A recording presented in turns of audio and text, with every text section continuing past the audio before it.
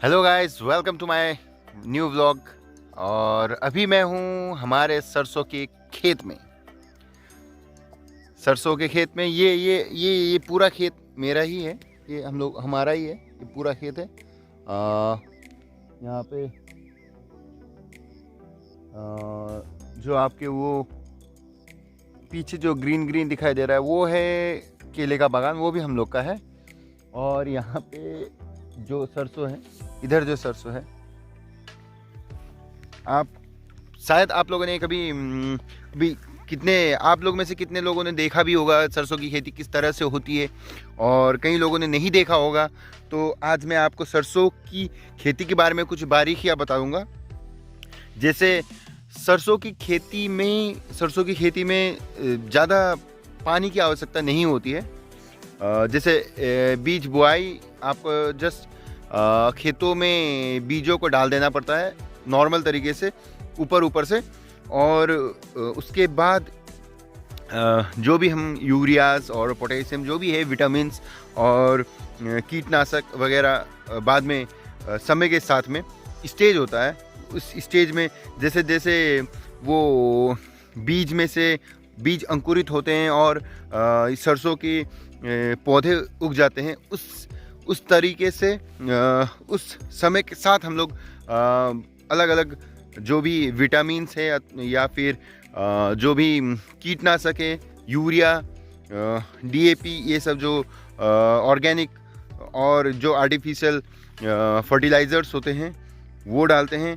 और एकदम बेस्ट आपका गोबर का खाद होता है, जो कि हमारे गाय के गोबर या फिर भैंसों के गोबर से मिलता है।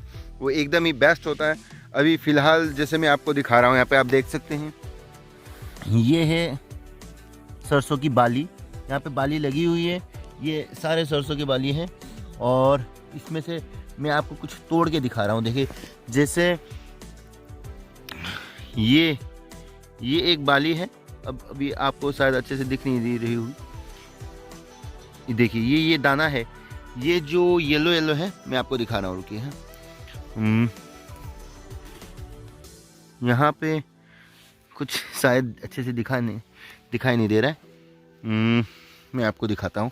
ये जो बाली है इस तरीके से होती है, इस तरीके से होती है पौधा। ये पौधा होता है सरसों का।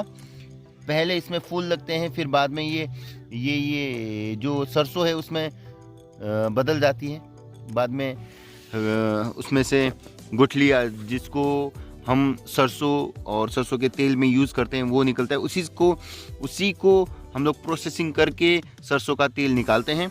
ये है, इसके भीतर रहता है वो सरसों का दाना। जैसे इसको मैं अभी तोड़ता हूँ, ठीक है। अभी ये कुछ इसमें से कुछ कच्चे हैं, कुछ पके हैं। देखिए, इसमें शायद आप देख सकते हैं इसके दानों को। ये दाना है,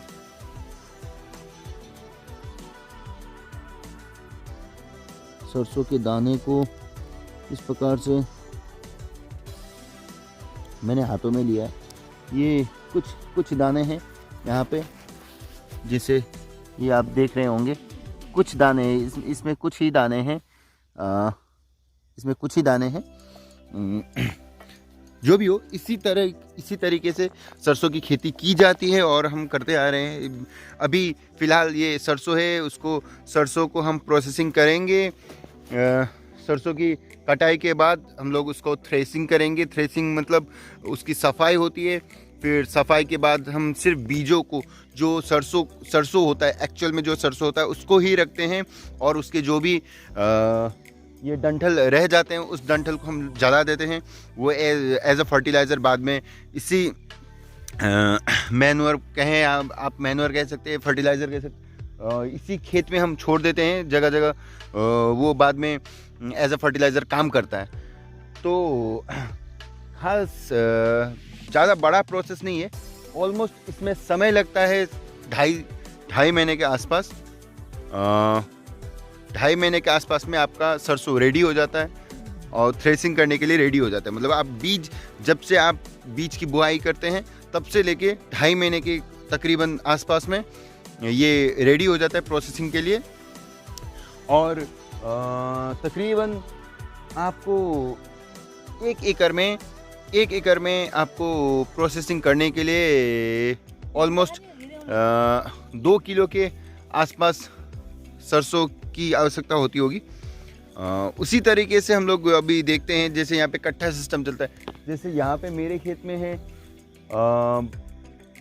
20 कट्ठे में, यहाँ पे हमारे आसपास में जैसे इसमें 20 कट्ठा है, तो उसमें 20 कट्ठा में आपको तकरीबन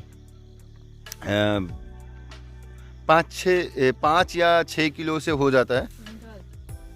5 या 6 किलो से किलो बीज की बुआई यहाँ पे हो सकती है। फिर कटाई के वक्त वो तकरीबन 6 से 8 क्विंटल सरसों यहाँ से निकलता है। और अभी तो रेट, अब सरसों का रेट अलग अलग जगहों पे अलग अलग तरीके से लिया जाता है। और आपके शहर में आप कमेंट करके बताइए आपके शहर में सरसों का रेट कितना है, नए सरसों का कितना है, पुराने सरसों का कितना है, क्योंकि वो दोनों डिफरेंट होते हैं। तो आप कमेंट और लाइक कीजिए इस वीडियो पे, और ऐसे ही एग्रीकल्चरल संबंधी और डिफरेंट कोई भी आप जैसे हमारा एंटरटेनमेंट संबंधी कंटेंट के लिए मेरे ब्लॉग को सब्सक्राइब जरूर कीजिए, शेयर कीजिए, कमेंट कीजिए, and all the best. Thank you guys.